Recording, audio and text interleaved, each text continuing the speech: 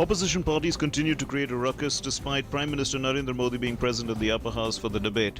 Lok Sabha was adjourned for the day after opposition trooped into the well of the house shouting slogans. Rajya Sabha was also adjourned for the day after pandemonium over the debate.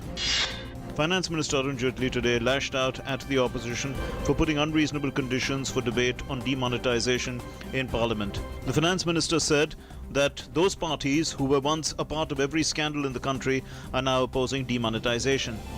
He said the UPA tenure saw the most scams and the largest generation of black money, and further added that the 2G scam, coal scam, happened during their government.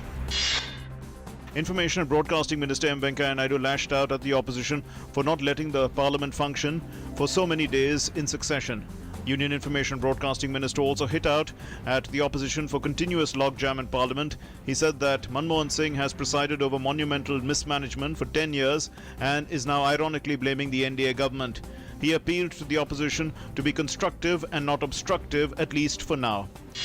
Finance Minister Arun Jaitley said that digital banking is a great business opportunity for the banking sector and hence they have to take this up in a huge way. The Finance Minister held a review meeting on demonetization with all chief executives of banks and said that the major agenda is to promote e-banking.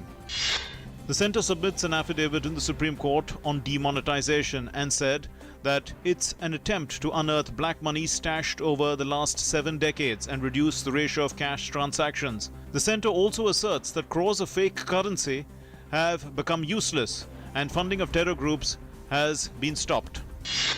The government has extended the duration of the toll tax exemption of vehicles travelling on national highways to December 1. The deadline for toll tax exemption was supposed to be over today midnight. The step was taken to avoid problems faced by the common people due to demonetization. Demonetization effect has begun to be seen in the banking sector. In the latest, State Bank of India has slashed its bulk deposit rates by up to 1.9% after witnessing a surge in deposits following demonetization.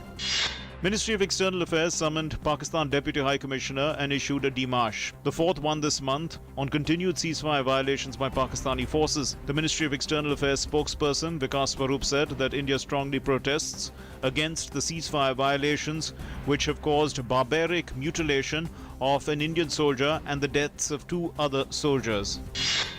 Martyred Indian soldier Manoj Kushwaha was cremated with full state honours in his native village in Ghazipur in Uttar Pradesh. Manoj Kushwaha was killed in a shootout with Pakistani military personnel in action on the line of control in the Machil sector of Jammu and Kashmir. Huge crowds gathered to pay respects to the brave soldier. Lok Sabha Speaker Sumitra Mahajan today warned Samajwadi Party MP Akshay Yadav for his misconduct in the lower house. Akshay Yadav is the Member of Parliament from Firozabad. Prime Minister Modi's survey on demonetization on the Narendra Modi app received more than 400 responses every minute.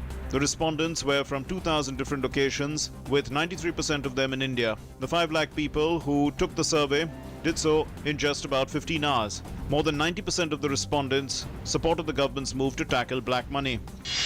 Supreme Court has cancelled bail of rape-accused Bihar lawmaker Raj Pallav Yadav. Yadav, who is accused of raping a 15-year-old schoolgirl, was granted bail by a Bihar court last month. The lawmaker, who was suspended from Lalu Yadav's RJD earlier this year, had surrendered a few days ago after the top court cancelled his bail. The head coach of the Indian cricket team, Anil Kumble, has rejected allegations of ball tampering levelled against skipper Virat Kohli by the British media. He said that the umpire or match referee never talked about it and there is nothing to worry about. At least 67 people have died after a platform under construction at a power plant's cooling tower in eastern China's Jiangxi province collapsed. China has vowed to improve the safety at industrial sites where deadly accidents are relatively common. At least 2 people have been killed and scores wounded in a large explosion that rocked a governor's office in Turkey. The blast occurred in the car park outside the office of Governor Mehmet Demirtas in the southern city of Adana on Thursday morning. The governor survived the blast and told Turkish media a bomb-laden vehicle was detonated near the entrance of the building.